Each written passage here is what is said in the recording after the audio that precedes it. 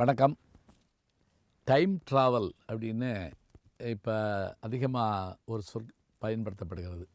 Time machine அப்படின்னு joules Verne என்கின்ற French நாவலாசிரியர் கால எந்திரம் பற்றி எழுதியிருப்பார். இந்த காலங்கிற விஷயமே ஒரு ஆச்சரியமான ஒன்று.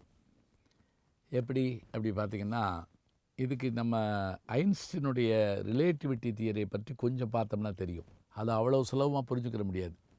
இந்த காலம் எப்படி கணக்கிடப்படுதுங்கிற விஷயமே ஆச்சரியம். இப்போ ஒன்றும் இல்லைங்க, வகுப்பறையில் உட்கார்ந்துருக்கக்கூடிய ஒரு பையனுக்கு ஒரு நிமிஷங்கிறது ஒரு மணி நேரம் மாதிரி தெரியும். எப்படா முடிப்பார், இது என்னடா இது ஒரு மணி நேரம் என்ன சாய போகிறோம், அரை நாள் மாதிரி ஆகுது அப்படின்னு வேதனைப்பட்டுக்கிட்டே இருப்பான். ஜன்னல் வழியே பார்க்குறான். அங்கே அதே காலேஜில் ஒரு 5-6 பிள்ளைகள், பையங்களோ பெண்களோ இப்போ உட்காந்து காஃபி சாப்பிட்டுக்கிட்டு மரத்தடியில் பேசிகிட்டு இருக்காங்கன்னு வைங்க. அப்படியே அங்கே போங்க, அவங்களுக்கு அந்த ஒரு மணி நேரங்கிறது ஒரு நிமிஷம் மாதிரி தெரியும். ஆனால் இவ்வளோ நேரம் ஆகிப்போச்சா, 2 hours ஆயிடுச்சு நம்ம வந்து அப்படிம்பாங்க. இதே நேரம் தான் 10 to 11, இவனுக்கு அது அரை நாள் மாதிரி தெரியுது. அதே நேரம் தான் அவங்களுக்கு அரை நிமிஷம் மாதிரி தெரியுது. இது எப்படி? இதை ஒன்றா வச்சுக்கோங்க. சரி, அடுத்ததுக்கு வாங்க. என்ன அப்படின்னா, இங்கே பூமியில் இருக்கக்கூடிய நேரமும் சந்திரன், வியாழன், மற்ற கிரகங்கள் இருக்கக்கூடிய நேரமும் ஒரு நேரமாக மாறுபடுங்கிறாங்க. இப்போ வேற ஒன்றும் வேண்டாம். மார்கழி மாதம் முடிஞ்சு தை மாதம் தொடங்குகிற போது அது தேவர்களுக்குரிய மாதம். அவர்கள் விழித்தெழுகிற காலம். அவங்களுக்கு 6 மாதம் பகல், 6 மாதம் இரவுங்கிறாங்க. அதாவது நமக்கு ஒரு இரவுங்கிற விஷயம் 12 மணி நேரம் அப்படின்னு வச்சிங்கன்னா, அவர்களுக்கு 6 மாதங்கிறத ஒரு அரை நாள் மாதிரியாம். அடுத்த 6 மாதம் ஒரு அரை நாள் மாதிரியாம். இப்போ அங்கே போகிறப்ப அந்த டயத்தை கடிகாரத்தை மாற்றணும். இது ஒன்றும் வேண்டாம், எளிமையாக சொல்கிறேன். அமெரிக்காவுக்கு போகிறப்ப இங்கேருந்து நான் 22 மணி நேரம் பயணப்பட்டு போகிறேன். அப்போ இரவு பகல் மாறுது. அப்படி மாறுறப்ப நான் கடிகாரத்தை பார்க்குறேன், மணி 9. அப்போ அங்கே என்னன்னு கேட்டிங்கன்னா இரவு 11. இது என் கடிகாரம் காட்டுறது காலை 9. இப்போ வித்தியாசம் தெரியுதா? பூமியிலேயே நமக்கு வேறுபாடு தெரியுது. இப்படி கிழக்க போனீங்கன்னா 6 மணி நேரம் முன்னாடி வரும். மேற்க போனோம்னா பின்னாடி போயிட்டே இருக்கோம். சூரியனுடைய உதயத்தை வச்சு நம்ம கணக்கு போடுவோம். இதெல்லாம் நம்ம பார்க்குறோம். இந்த டைம்ங்கிற விஷயத்த இன்னமும் புரிஞ்சுக்கிற மாதிரி இருந்தால் ஒரு கதை கூட சொல்லுவாங்க. மாயைன்னா என்னன்னு கேட்டாராம் நாரதர் போய் மகாவிஷ்ணுட்ட. இதெல்லாம் கதை தான், ஒன்றும் கவலைப்படாதீங்க. மாயைன்னா என்னன்னு கேட்டுக்காரு.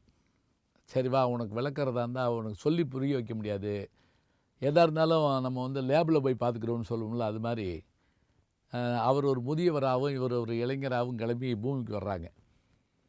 அப்போ முதியவராக இருந்த திருமால் என்ன பண்ணார், தன்னுடைய கூட வந்த நாரதரை பார்த்து, தண்ணி தாகமாக இருக்குது, நீ போய் தண்ணி கொண்டு வரியா அப்படிங்கிறார். உடனே இவர் சரின்னு பக்கத்து ஊருக்குள்ளே போகிறார். போகிற வழியில் நிறைய பெண்கள் தண்ணி எடுத்துகிட்டு போகிறாங்க. அதில் ஒரு பெண்ணு அழகாக இருக்கா, பார்த்துறாரு. அவளும் பார்க்குறா, இவரும் பார்க்குறாரு. காதல் ஏற்பட்டுறது. உடனே அவர் என்ன பண்ணுறாரு, சரி எதுவும் முறைப்படி செய்வோம் அப்படின்ட்டு அவங்க வீட்டுக்கு போய் கேட்குறாரு. அவங்க உடனே சரி நீ இப்போ நல்லா இருக்க, அந்த பொண்ணு விரும்புகிறா, திருமணம் பண்ணிக்கங்கிறாங்க. உடனே ஒரு 2 நாள் திருமணம் ஆயிடுது. திருமணமாகி முதல் குழந்தை பிறக்குது. அவர் அவங்க வீட்டில் அங்கே வேலைகளை பார்த்துக்கிட்டு அவர் பாட்டுக்கு இருக்கார். 2வது குழந்தை பிறக்குது. 3வது குழந்தையும் பிறந்துடுது. இப்போ அந்த ஊரில் ஒரு நாள் திடீர்னு பெருமழை பெஞ்சு வெள்ளம் வருது. ஊரே அடிச்சுட்டு போகுது, சுனாமி மாதிரின்னு வச்சுக்கங்களேன். அப்போ இவர் என்ன பண்ணுறாரு, இந்த இப்போ இளைஞராக இருந்த நாரதர், அந்த அவங்க வீடு எல்லா பொருளும் போகுது. ஒரு கையில் மனைவி, ஒரு கையில் பிள்ளை, தோளில் பையன், தலையில் மூட்டை, இதோட பசுமாடு, கன்றுக்குட்டி, ஆடு எல்லாத்தையும் முடிச்சுக்கிட்டு தண்ணிக்குள்ளே போகிறாரு. வெள்ளம் அதிக மாடு போகுது, முதல்ல ஆடு போகுது, தலையில் இருக்க பொருள் போகுது, கத்திக்கிட்டே மனைவி போகிறா, அந்த பக்கம் மகன் போயிடுறான். எல்லாரும் போக போக போக இவர் கதறிக்கிட்டே அந்த தண்ணி அவரை அடிச்சுட்டு போகுது. அடித்து உருண்டு பிறண்டு அப்படியே வந்து கண் விழிச்சு பார்க்குறாரு. அவர் உட்காந்துருக்காரு. யார்? திருமால் நாராயணர் உட்காந்துருக்காரு. என்னப்பா தண்ணி கொண்டு வரேன்ட்டு போய் 5 நிமிஷமாக உன்னை ஆளே காணோம் அப்படிங்கிறார். இந்த 5 நிமிஷங்கிறது இவர் வாழ்ந்து முடிந்த கதை மாதிரி நமக்கு தோணுது. இது கதையாக கூட இருக்கலாம். ஆனால் ஒரு இடத்தில் இருக்கின்ற அந்த நேரத்தினுடைய அளவும் தன்மையும் என்பது மற்றதுக்கு வேறு மாதிரி இருக்குது. ஈசல் என்ற ஒரு உயிரினம் ஒரு நாள் மட்டுமே வாழும்பாங்க. ஒரே நாள் தான். புத்துலேருந்து வெளியே வந்து ரெக்கையோட பறக்க ஆரம்பித்து அன்றைக்கி இரவுக்குள்ளே அது மடிஞ்சு போகும். அதுக்குள்ளே அது வாழ்ந்து அது இனப்பெருக்கம் செஞ்சு எல்லா வேலையும் செஞ்சிடணும். பட்டாம்பூச்சி அதனுடைய அதிகமான இதுவே வந்து 11 நாள் தான் அப்படிங்கிறாங்க. அப்போ இவற்றுக்கெல்லாம் காலம் கெடு இருக்கிற போது அதுக்குள்ளாக தன்னுடைய வேலைகளை முடிக்குது. மனிதர்களுடைய வாழ்க்கை வயது இதெல்லாம் அதிகமாக சொல்லப்பட்டாலும் கூட இந்த டைம் மிஷின் மூலமாக பிரபஞ்சத்தில் பயணப்பட முடியுமா அப்படின்னு நம்ம யோசிச்சு பார்க்குறோம். இல்லை உட்கார்ந்த இடத்துலையே அதை சரி பண்ணிட முடியுமா, இதையும் யோசிக்கிறோம். இன்னும் கூட நினச்சி பாருங்களேன், டெலிபதின்னு ஒன்று சொல்கிறோம். டெலிபதினா என்ன தெரியுமா? நினச்சேன் வந்துட்டிங்களே அப்படிங்கிறோம். உங்கள்தாங்க நினச்சிக்கிட்டு இருந்தேன் வந்துட்டிங்களே, அது எப்படி வர முடியும்? மகாபாரத கதையில் 13ஆம் நாள் போர் சருக்கத்தில் அபிமன்யு இறக்க போகிறாங்கிற விஷயம் கிருஷ்ணன் ஒரு ஆளுக்கு தான் தெரியும். அன்னைக்கு அர்ஜுனனை இன்னொரு பக்கம் கூட்டி போய் சண்டை நடந்துக்கிட்டு இருக்கு.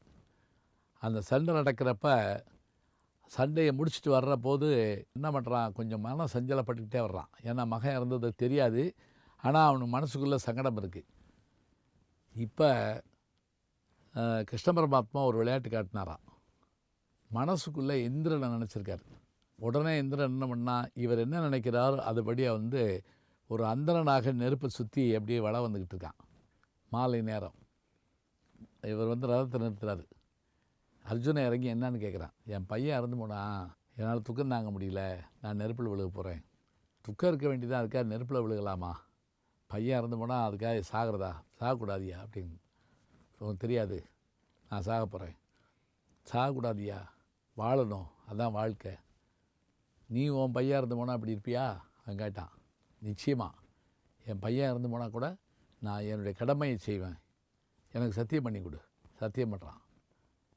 போயிட்டாங்க. இந்த காட்சி மறைஞ்சது.